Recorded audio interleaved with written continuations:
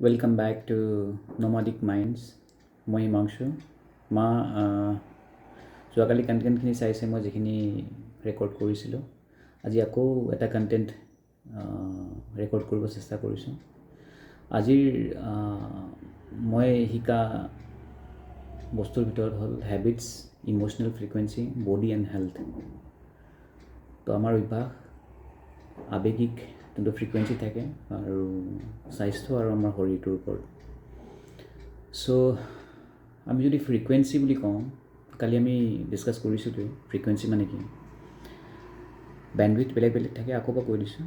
আমি যেনেকৈ মোবাইলৰ ছিগনেল যেনেকৈ আমি ইউজ কৰোঁ বা ৰেডিঅ'ৰ যেনেকৈ আমি বেণ্ডউইথ আমি ইউজ কৰোঁ বা ফ্ৰিকুৱেঞ্চি ইউজ কৰোঁ, যেনেকৈ টিভিৰ আমি চেনেল ডিছ টিভিবিলাকৰ চেনেল ইউজ কৰোঁ, তেনেকৈ আমাৰ মনটোৰ যিবিলাক ইম'শ্যনছ আমাৰ মানে ক্ৰিয়েট হয় তাৰো ফ্ৰিকুৱেঞ্চি এটা থাকে।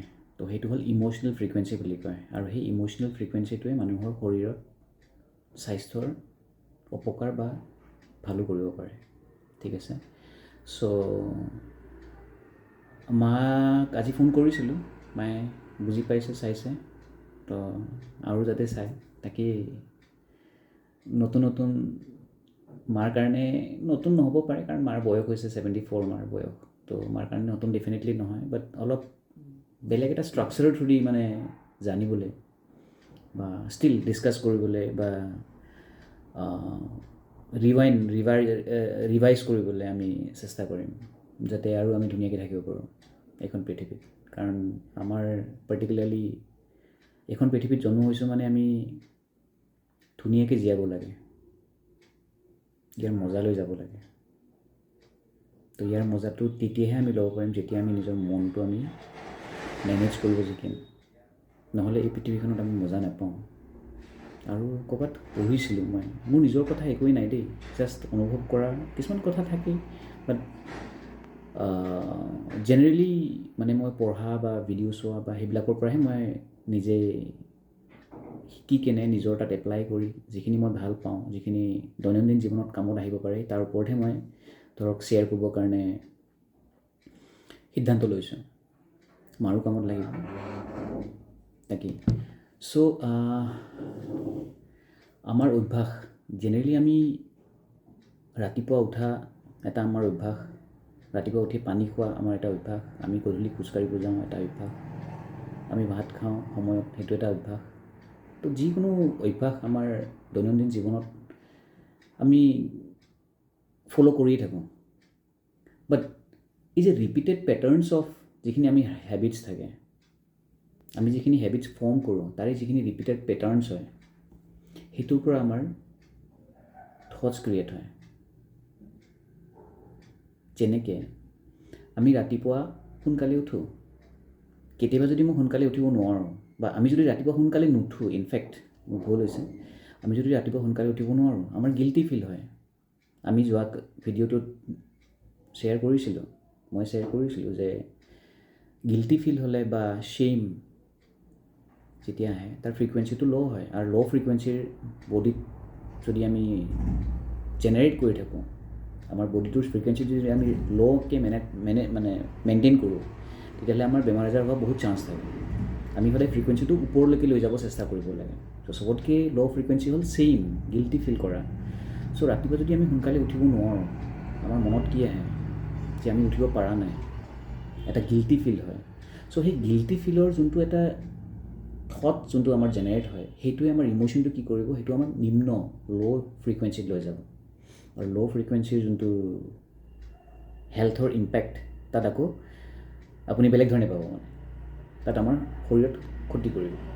যেনেকৈ আমি ৰেগুলাৰ এক্সাৰচাইজ কৰোঁ, আমি এক্সাৰচাইজ কৰাৰ লগে লগে আমাৰ কনফিডেঞ্চটো বাঢ়ে বা এনাৰ্জিটো হাই হয়। চ' তাৰ আকৌ ফ্ৰিকুৱেঞ্চিটো বেলেগ। আমি ভাল খাদ্য খাওঁ, সুস্থ খাদ্য খাওঁ, সুস্থ শৰীৰৰ কাৰণে খাদ্য খাওঁ, তো তাৰ ফ্ৰিকুৱেঞ্চি বেলেগ। সেইখিনি খোৱাৰ লগে লগে আমাৰ মনটো, আমাৰ থটছ আকৌ বেলেগ জেনেৰেট হ'ব। তো তাৰ ফ্ৰিকুৱেঞ্চিটোৰ লগত মিলি কিনে আকৌ আমাৰ শৰীৰত ইম্পেক্টটো আহিব। চ' এভৰিথিং আমি যি কৰোঁ দৈনন্দিন, প্ৰত্যেকটো বস্তু আমি যি আমাৰ অভ্যাস দৈনন্দিনৰ, প্ৰত্যেকটো অভ্যাসৰে আমাৰ এটা আমাৰ থট জেনেৰেট হয় ডেইলি আমাৰ কমচে কম 30,000 বা 40,000 থট জেনেৰেট হয় তো এই থটছবোৰ যে জেনেৰেট হয় এইবোৰ ক'ত যায় এইবোৰে আমাক দৈনন্দিন আমাক চলাই লৈ গৈ আছে আৰু এই থটছবিলাকে আমাক কি কৰি আছে আমাৰ শৰীৰত ইম্পেক্ট শৰীৰত আমাৰ কাৰোবাৰ ভাল কৰি আছে কাৰোবাৰ বেয়া কৰি আছে মোৰ লগৰ ল'ৰা এজন আছে তাৰ মাকৰ বয়স 74 নাচি বাগি ধুনীয়াকৈ থাকে মই মাজত ভিডিঅ' ৰেকৰ্ডিং কৰি লৈ আহিছিলোঁ মানে চমৎকাৰ ইমান ধুনীয়া শৰীৰ বেমাৰ আজাৰ নাই ইমান ফূৰ্তিকৈ থাকে য়াং বুলি কয় ইউথ এতিয়া 74 years গান বাজিলি নাচি নাচো লাগে তেনেকুৱা এটা ফ্ৰিকুৱেঞ্চি তেখেতে মেইনটেইন কৰি ৰাখিছে চ' তেখেতে অকল গান বাজনাতে নহয় দৈনন্দিন জীৱনতো তেনেকৈ ফ্ৰিকুৱেঞ্চি এটা মেইনটেইন কৰি ৰাখিছে প্ৰত্যেকটো কথাত প্ৰত্যেকটো ছিটুৱেশ্যনত হেণ্ডেল কৰাৰ কাৰণে চ' তেখেতে জানে কিন্তু কিমানজন আমাৰ নিচিনা মানুহে সাধাৰণ মানুহে তেনেকৈ জানে সেইটো ফ্ৰিকুৱেঞ্চি মেইনটেইন কৰাৰ কাৰণে সেইটোহে বহুত ডাঙৰ কথা আৰু আমি ট্ৰাই কৰিব লাগিব নিজকে সেইটো মেনেজ কৰাৰ কাৰণে জানি কিনে জ্ঞানখিনি লৈ কিনে আমি ধৰক নিজৰ এপ্লাই কৰাৰ কাৰণে নিজৰ গাত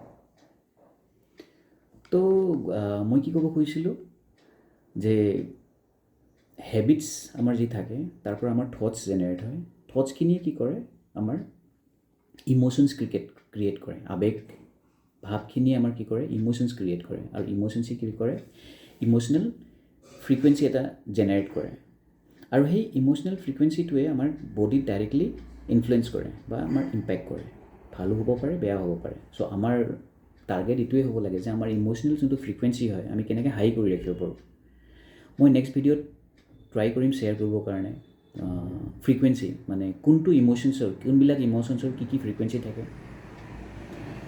আৰু আগৰ ভিডিঅ'টোত মই কৈছিলোঁ ইনফেক্ট এইটো ভিডিঅ' এতিয়া দীঘল হৈ যাব যে আমি সেই ফ্ৰিকুৱেঞ্চিবিলাক কেনেকৈ আমি এটা লেভেলৰ পৰা এটা লেভেল ওপৰলৈকে লৈ যাব পাৰোঁ আপোনালোকে নিজেও চেষ্টা কৰি চাব পাৰে যে মোৰ এতিয়া মনত এনেকুৱা এটা ভাৱ আহিছে আপুনি মনত যিখিনি ভাৱ আহিব তাত আপুনি কণ্ট্ৰল কৰিব নোৱাৰে সেইখিনি মেনেজ কৰিব পাৰে ইনফেক্ট কণ্ট্ৰল শব্দটোৱেই একোতে কণ্ট্ৰল নহয় চব মেনেজ কৰিব পাৰে চ' মনৰ ভাৱখিনি যদি মই মেনেজ কৰিব জানো তেতিয়াহ'লে আপোনাৰ ফ্ৰিকুৱেঞ্চিটো হাই হৈ যাব আৰু ফ্ৰিকুৱেঞ্চি যেতিয়া হাই হ'ব তেতিয়া আমি বহুত দিন ধুনীয়াকৈ জীয়াই থাকিব পাৰিম এই পৃথিৱীত মানে জীৱন যে আমি পাইছোঁ